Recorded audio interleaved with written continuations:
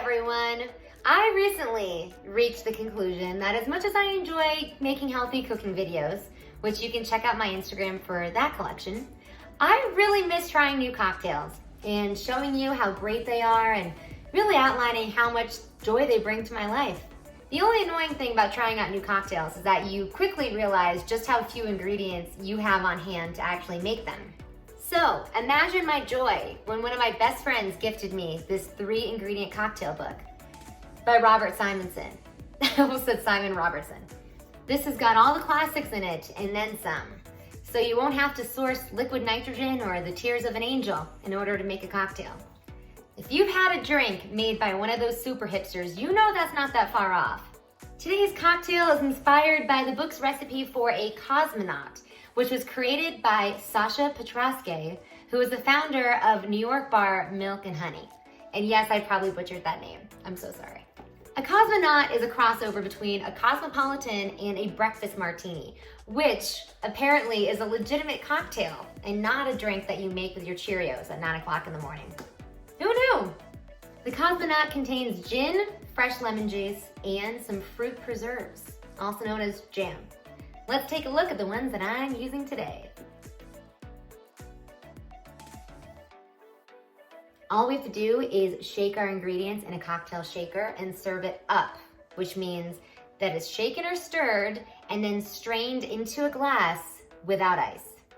A Cosmonaut is basically a gin and jam drink, which apparently most people drink in a mason jar.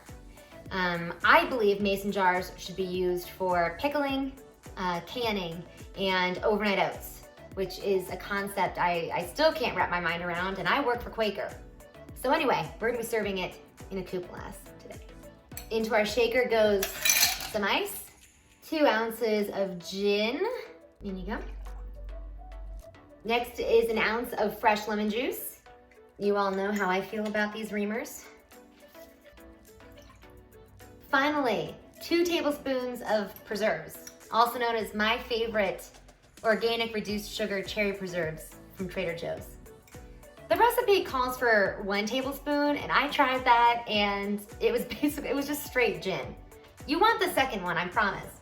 The Cosmonaut is typically made with raspberry preserves, but I just love my cherry, I can't help it.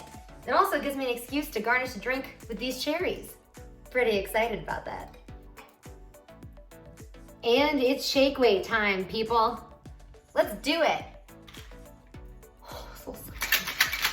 You can double strain this, but I like the color and the texture that the jam gives the drink, so I'm just gonna strain it once. Ooh. Oh. Okay, might have overdone it with the jam. Oops.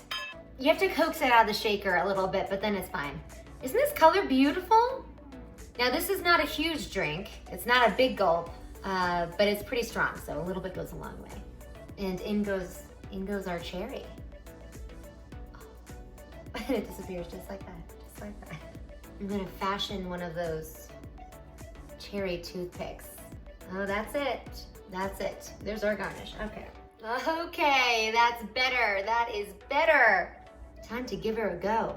And if I spill this on my shirt, I'm gonna cry.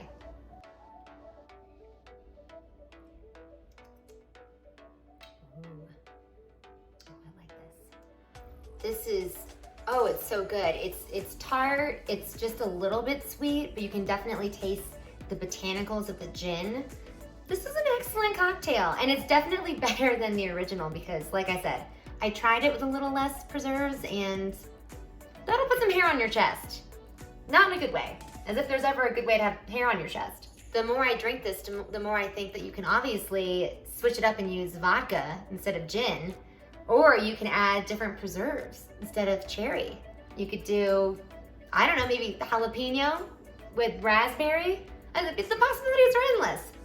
You are all going to love this. I need to fish out my cherries from my glass and drink this, so I'm gonna run. But when you're ready to make this yourself, all the recipe information is in the video description. Cheers to you, and we'll see you next time.